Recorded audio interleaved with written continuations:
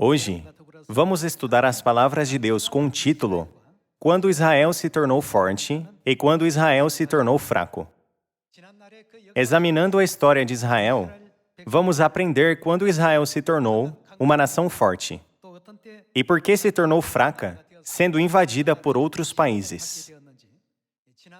Através dessa história do passado, vamos aprender a lição que Deus está nos dando hoje.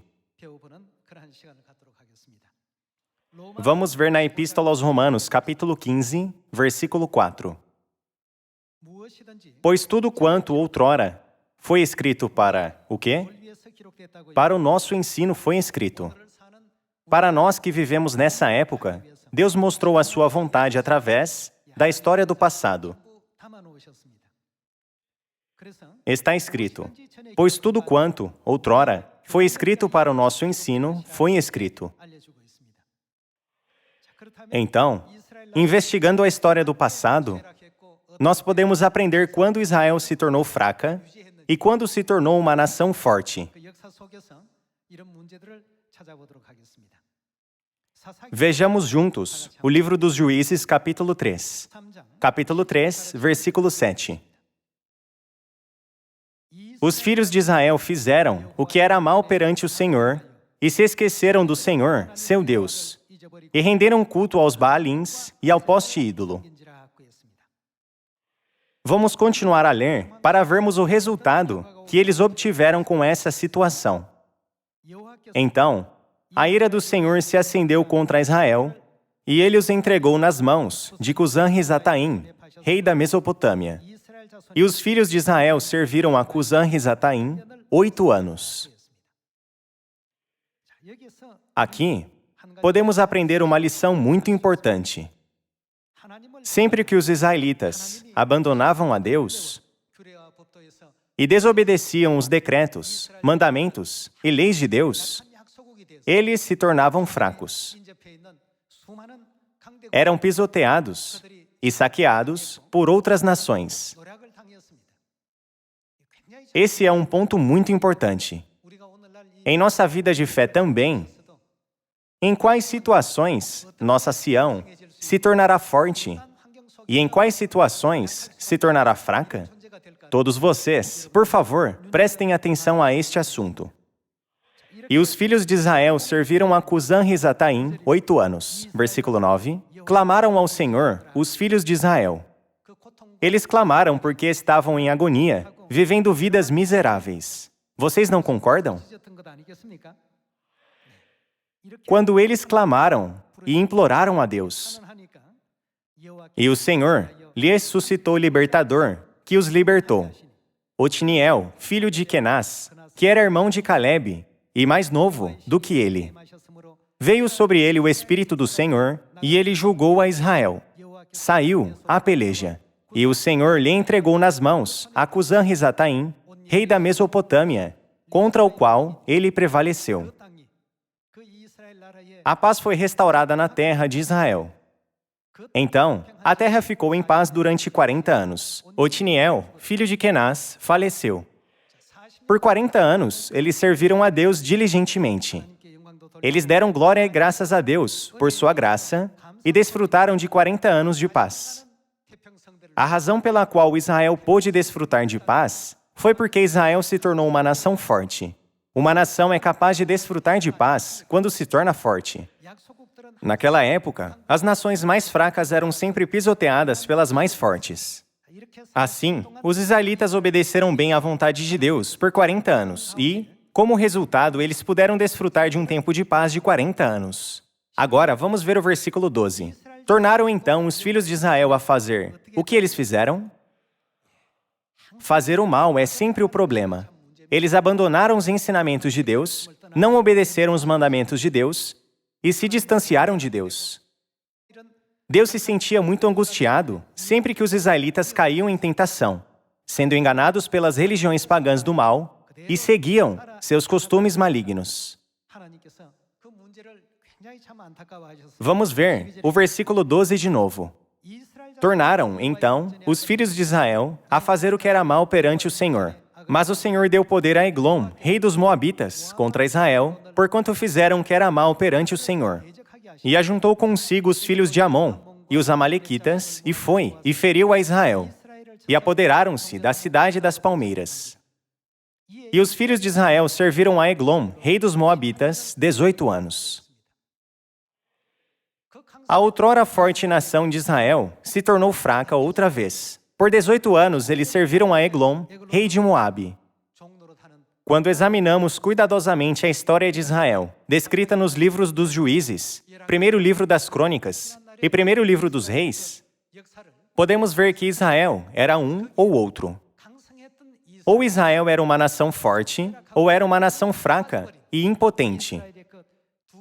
Então, em quais situações eles se tornaram fortes? E quando eles se tornaram fracos? Quando eles abandonaram os decretos, mandamentos e leis de Deus, eles começaram a se deteriorar e se tornaram fracos novamente. Eles foram saqueados por nações vizinhas e se tornaram escravos dessas nações. Essa história se repetiu várias vezes. Por que Deus mostra essa história de Israel para nós, que vivemos nessa época? Está escrito na Epístola aos Romanos, capítulo 15, versículo 4. Pois tudo quanto outrora foi escrito para o quê? Para o nosso ensino foi escrito. Então, através dessa história registrada no livro dos Juízes, qual é a lição que devemos receber de Deus? Israel pôde ser uma sustentável e forte nação sempre que obedeceu os mandamentos, decretos e leis de Deus. Não é a vontade de Deus que façamos o mesmo? Vamos ver o versículo 12 mais uma vez. Tornaram então os filhos de Israel a fazer o que era mal perante o Senhor. Mas o Senhor deu poder a Eglon, rei dos Moabitas, contra Israel, porquanto fizeram o que era mal perante o Senhor. E ajuntou consigo os filhos de Amon e os amalequitas, e foi, e feriu a Israel. E apoderaram-se da cidade, das palmeiras. E os filhos de Israel serviram a Eglon, rei dos Moabitas, 18 anos. Isso significa que eles perderam a batalha. Quando diz que os israelitas serviram a Eglon, rei de Moabe, isso significa que eles foram conquistados por Moabe e se tornaram seus escravos. Versículo 15.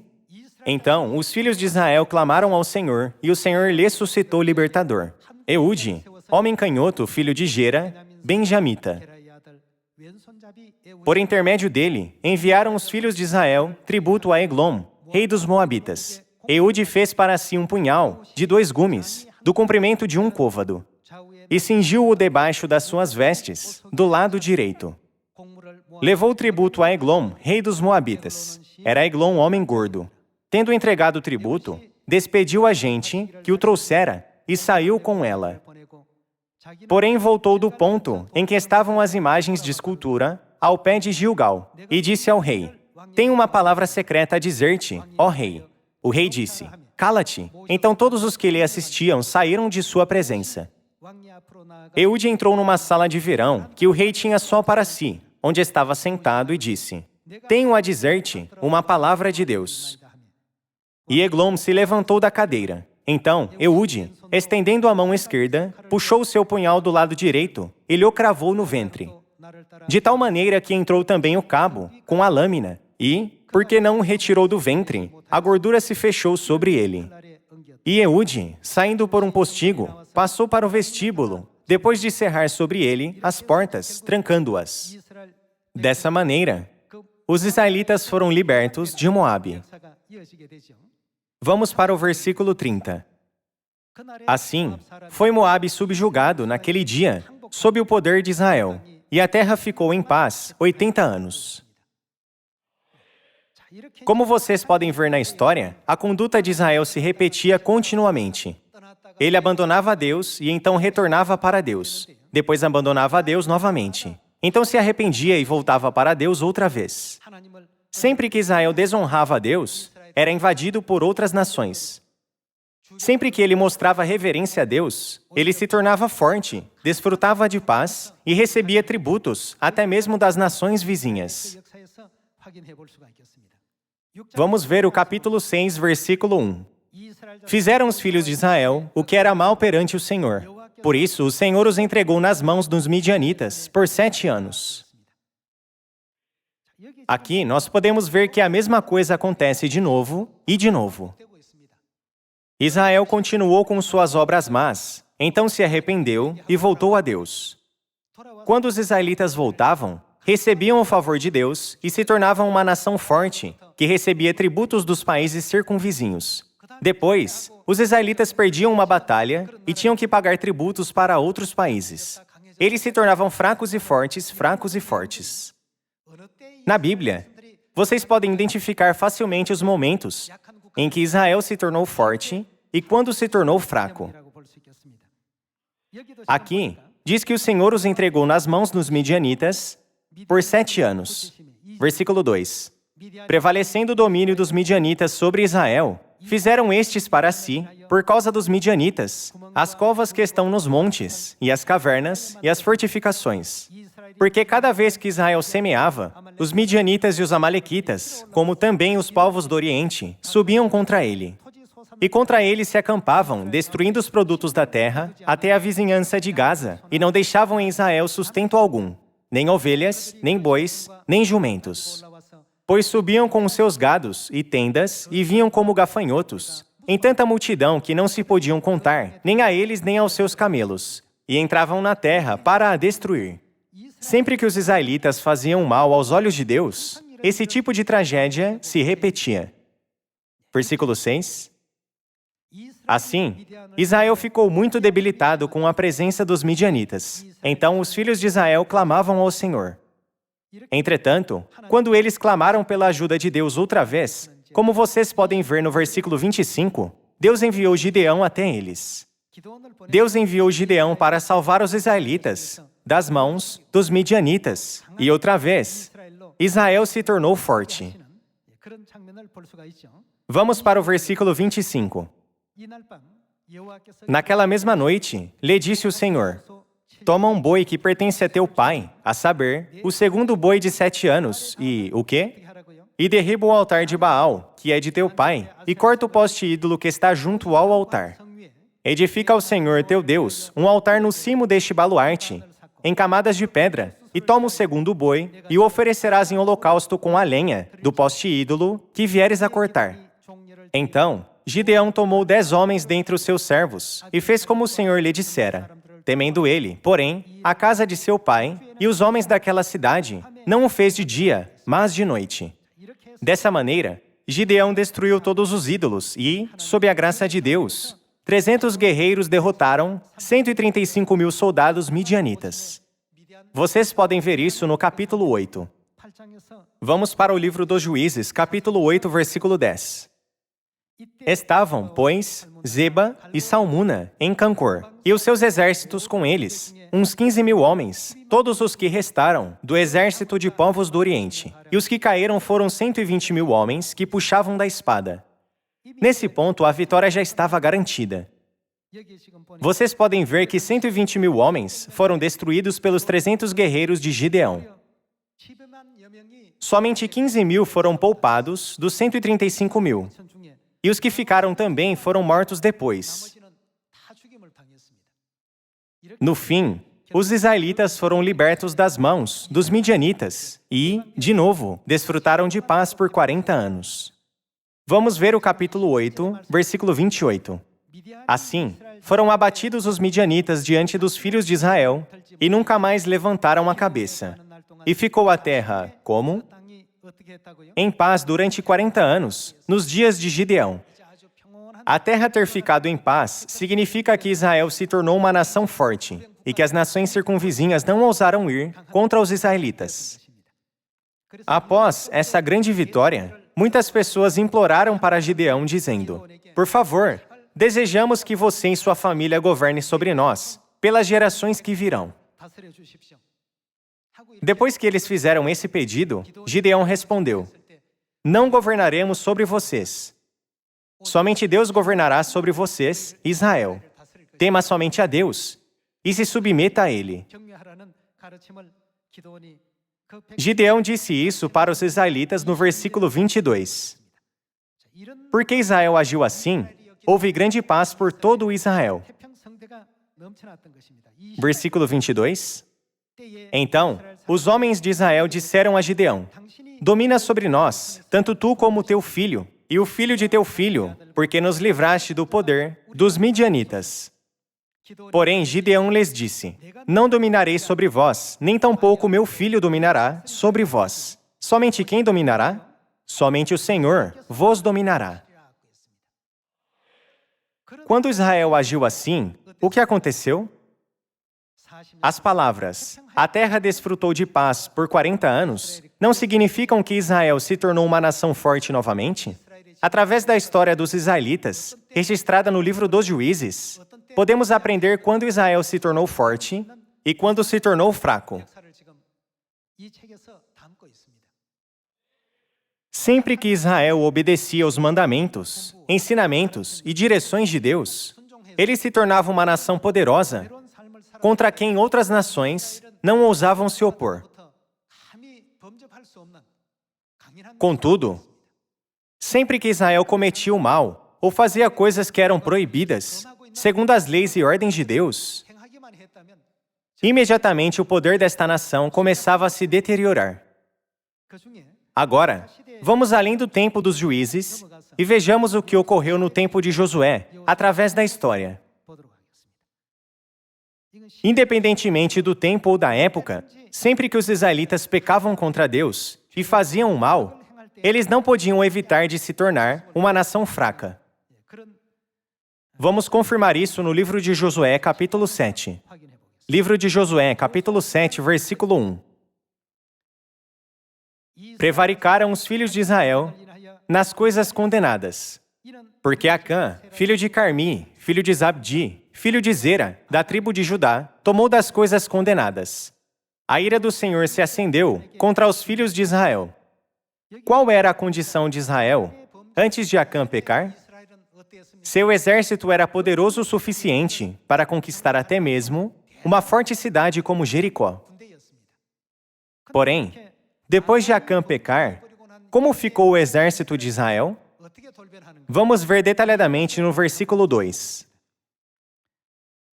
Enviando, pois, Josué, de Jericó, alguns homens a Ai, que está junto a Bet-Aven, ao oriente de Betel, falou-lhes, dizendo: Subi e espiai a terra. Subiram, pois, aqueles homens e espiaram Ai. Essa é a cidade de Ai. Depois de espiar a cidade de Ai. E voltaram a Josué e lhe disseram: Não suba todo o povo. Subam uns 2 ou 3 mil homens a ferir Ai.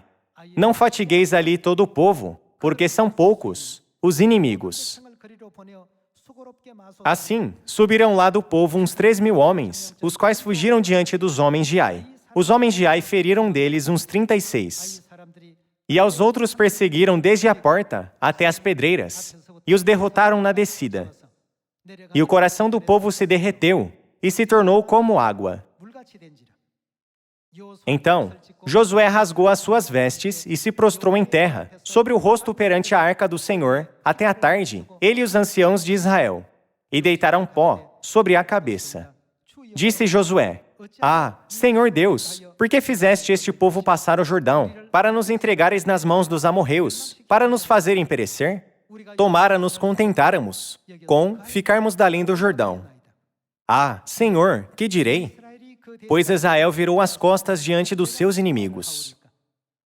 Ouvindo isto, os cananeus e todos os moradores da terra nos cercarão e desarraigarão o nosso nome da terra. E, então, que farás ao teu grande nome? Então, disse o Senhor a Josué: Levanta-te, porque estás prostrado assim sobre o rosto? Israel pecou e violaram a minha aliança, aquilo que eu lhes ordenara. Pois tomaram das coisas condenadas e furtaram e dissimularam, e até debaixo da sua bagagem o puseram. Josué ficou chocado com o fato de o poderoso exército israelita ter se tornado fraco. Anteriormente, Deus havia fortalecido grandemente os israelitas para que eles fossem capazes de obter vitória, até mesmo sobre a formidável cidade de Jericó. Mas agora, eles estavam tão desamparados, tremendo de medo, que não foram capazes nem ao menos de dominar a pequena cidade de Ai. Qual foi o motivo? Eles cometeram iniquidade contra Deus. Independentemente de a maldade ter sido escondida ou à vista de todos, se houve maldade, Israel não podia deixar de se tornar uma nação fraca e impotente. Por outro lado, embora seus inimigos parecessem tão formidáveis, a ponto de se parecerem gafanhotos a seus olhos, o que acontecia com eles se os israelitas obedeciam todas as leis, regulamentos e ordens dados por Deus? Deus não os transformava em um exército forte que destruía todos os seus inimigos? Portanto, através da história de quando Israel se tornou fraco ou forte, nós podemos aprender alguma coisa. Hoje, perguntemo-nos, que tipo de ações devemos tomar para que este evangelho possa ser pregado em Samaria e até os confins da terra? Irmãos e irmãs, a resposta não é óbvia, mesmo sem maiores explicações? Em todos os aspectos da obra do evangelho, nós devemos sempre estar ao lado de Deus e tê-lo junto de nós. Para a obra do evangelho ser realizada, não devemos guardar fielmente todos os regulamentos, mandamentos e leis de Deus? Vamos aprender a mesma lição através de um ensinamento descrito no livro de Atos, capítulo 5. Capítulo 5, versículo 38, está escrito: Agora vos digo, dai de mão a estes homens, deixai-os. Porque, se este conselho ou esta obra vem de homens, o que acontecerá? Por ser fraco, perecerá. Mas, se é de Deus, não podereis, o quê? Não importa quantas pessoas venham, ou que autoridade tenham, elas nunca poderão impedir esses homens.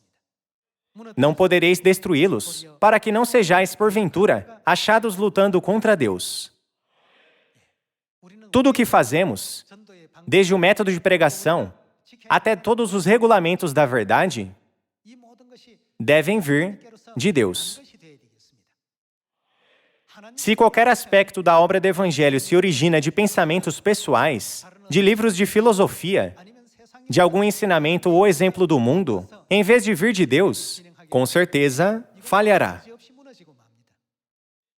Vida, morte, maldição, bênçãos e força se originam todos de Deus, certo? Se agirmos de acordo com a palavra de Deus, se pregarmos os ensinamentos de Deus, se vivermos uma vida de fé de acordo com a vontade de Deus, então, os inimigos nunca se aproximarão de nós, os filhos de Deus. Preste atenção em quando os israelitas eram uma forte e poderosa nação na história. E preste atenção em quando eles declinaram em poder e ficaram fracos. Não dependia de número, se eram muitos ou poucos. Quando eles eram fortes, Deus não concedeu a eles a força de vencer 135 mil com apenas 300 homens? Contudo, Deus nos mostrou que quando eles eram fracos, mesmo com um vasto exército, eles foram perseguidos por um exército de uma cidade pequena e falharam em conquistá-la. Essa história foi registrada por Deus para que aprendamos uma lição válida para essa época. Gamaliel, que era um mestre da lei, também sabia disso e disse: Preste atenção de onde os seus ensinamentos e ações vêm, se vêm de homens ou de Deus. Quando examinamos o sábado, ele se originou dos homens? Quando examinamos a Páscoa, ela se originou dos homens? Tudo o que os santos da igreja primitiva fizeram veio diretamente dos ensinamentos de Cristo. Sendo assim, quem poderia parar esta grande força? Fisicamente, algumas pessoas podem tê-los impedido, mas a mente deles nunca pôde ser destruída. Foi por isso que o Evangelho de Jesus Cristo foi pregado instantaneamente em todas as áreas de Israel e se espalhou para os países vizinhos, incluindo a Itália, Grécia e por toda a Europa.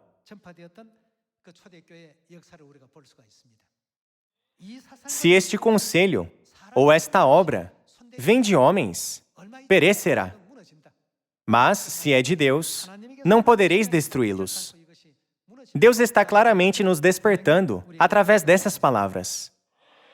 Vamos ver mais um versículo no segundo livro dos Reis, capítulo 17. Ao estudar cuidadosamente a história dos israelitas, que ficavam fracos quando cometiam algum mal, hoje nós devemos aprender a obedecer os mandamentos, regulamentos e leis de Deus, que foram confiados a nós. Vamos para o capítulo 17, versículo 37.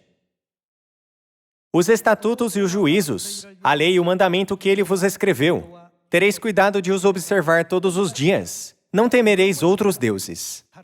Da aliança que fiz convosco, não vos esquecereis, nem temereis outros deuses. Mas ao Senhor, vosso Deus, temereis, e ele vos livrará das mãos de todos os vossos inimigos. Israel não se tornou forte porque eles eram fortes. Foi porque Deus estava com o seu povo, que guardava os seus mandamentos, decretos e leis, e os guiou pelo caminho da vitória, ao conceder a eles muita força e sabedoria. Por fim, tudo dependia de Deus, estar com eles ou não. Quando Deus estava com eles, eles se tornavam fortes. Quando Deus estava longe deles, por causa de suas obras más, eles se tornavam fracos. Todas as verdades da nova aliança e todos os ensinamentos que Deus ordenou a nós. Vamos graciosamente e lindamente obedecer todas as palavras de Deus ainda mais, para que possamos nos tornar fortes, através da ajuda invisível do poder de Deus, na pregação do Evangelho a Samaria e até aos confins da terra. Vamos supor que uma alma esteja em uma encruzilhada entre Satanás, que tomará a sua vida, e nós que a guiaremos para a salvação.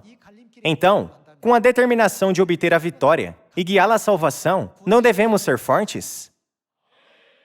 Nós não podemos alcançar a vitória se estamos lutando contra Satanás de igual para igual. Quem nos dá a vitória? É impossível, a não ser que estejamos revestidos com o poder de Deus. Para que Deus esteja satisfeito conosco e ao nosso lado, devemos seguir as palavras. Seja cuidadoso em guardar todos os decretos, mandamentos e leis dados por Deus, como está registrado na Bíblia, para sempre. Quando fizermos assim, Deus nos proverá de grande força e nos guiará à vitória. Hoje, tendo como exemplo os antepassados da fé, todos nós compreendemos em quais situações Israel se tornou forte e em quais situações se tornou fraco. Eu espero que todo o povo de Sião viva de acordo com os ensinamentos de Deus. Com isso, eu gostaria de concluir o sermão de hoje. Muito obrigado.